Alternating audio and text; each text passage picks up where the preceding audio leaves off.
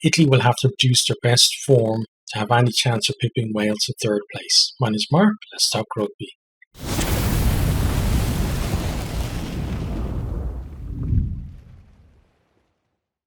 Italy versus Wales is the middle game on Super Saturday for the Women's Six Nations. It's in the Stadio Sergio Lanfranchi in Parma, Saturday 29th of April. Kickoff is 3:30 BST. Start with the home team. So in the backs, got Ostuni, Minuzzi, Muso, Solari, Rigioni, Dinka, Madia, and Baratin. Forwards, Maris, Bicini, Guy, Fedrighi, Duca, Tunesi, Locatelli, and Franco. The replacements then, Stecca, Kasagi, Palani, Giurioli, Ranucci, Stefanin, and Capomaggi.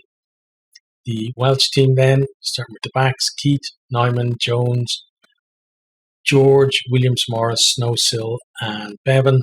Forwards then, Pearce, Kelsey Jones, Tuipolotu, Fleming, Evans, Lewis, Callender, and Harris. The bench, Phillips, Thomas, Hale, King, Katie Williams, Lewis, Lake, and Tutt. And then we have a look at the changes for both teams. So one change for Italy from the team that lost to Scotland. Sarah Baratin is in at 9 and Sophia Stefan drops to the bench. Alicia Palani and Beatrice Capomaggi come onto the bench. For Wales then we have a number of changes. Kira Bevan is in at 9. Pierce Jones and Tuipolotu return to the front row. Callender in at 7. Then we have Phillips, Thomas, Hale, Williams, and Lewis all dropping to the bench. Karen Lake and Amelia Tutt come onto the bench. Okay, so this is 6th place in the world versus 8th. Italy last time out lost 29-21 to Scotland. They were the favourites for that game and really didn't deliver. Wales lost 39-14 to France. They did make 7 changes to the starting team. The reasoning there was that they want to build depth for the next Rugby World Cup. So we're giving players a run out against a really tough team. When the bench came on in the second half, they really had a massive impact and the performance really picked up from there. Italy had 40% possession and 45% territory against Scotland, and that was actually above the average for the Women's Six Nations so far. They're a team that don't seem to have that much ball or territory, but don't seem to mind that either. They try and make the most of what they get. Wales do try to kind of keep on top of those stats. They had 49% possession and 58% territory against France. Big turnaround for them in that second half as well. They really did spend a lot of time in the French half there. Italy scored 3 points per visit to 22 against Scotland, so pretty good return for them. Wales 1.4 points per visit against France.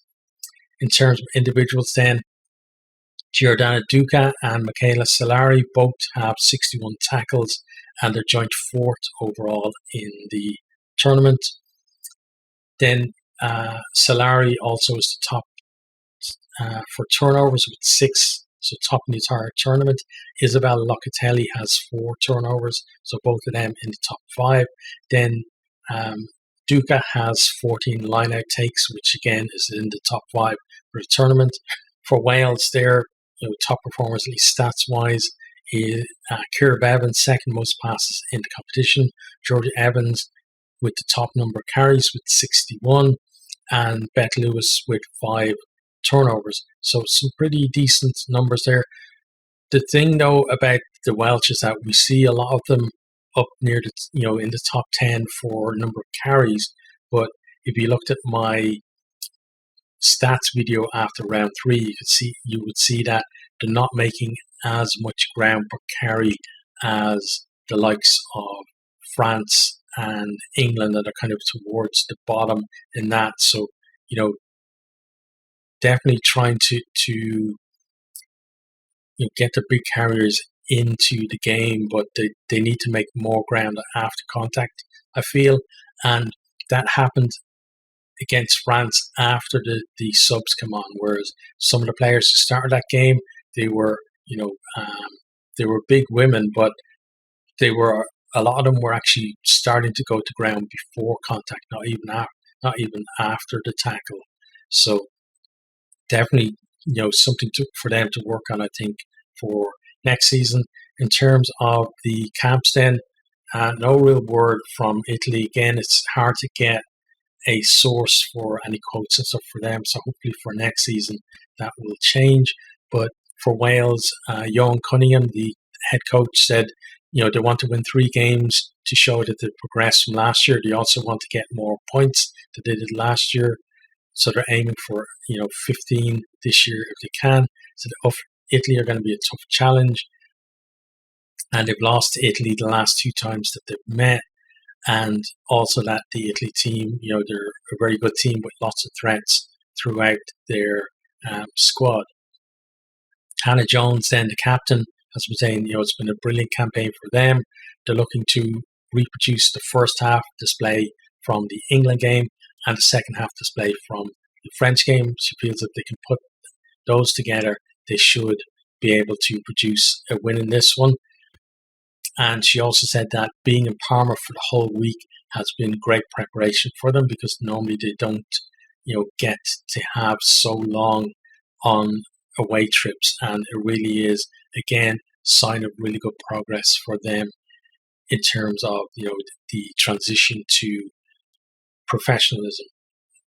From my point of view then, Italy, they've been pretty good all tournament, but they've only got 1 win, and that might feel like a backward step for them, having finished 3rd last year. And I feel like they've got to rediscover the form that they showed earlier in the tournament if they are going to win this one and potentially pip Wales to that 3rd spot. Wales, they're going to be favourites for the games. It's going to be interesting to see how they handle that. I think they're going to have to produce some of the best form to not allow Italy to build any momentum, because it is going to be a passionate crowd there. We saw that against France in the opening round. So Wales, they've got to start well, I feel, and then try and impose themselves. And if they can do that, the victory should be there for them. I do expect Wales to win this one and clinch the 3rd spot.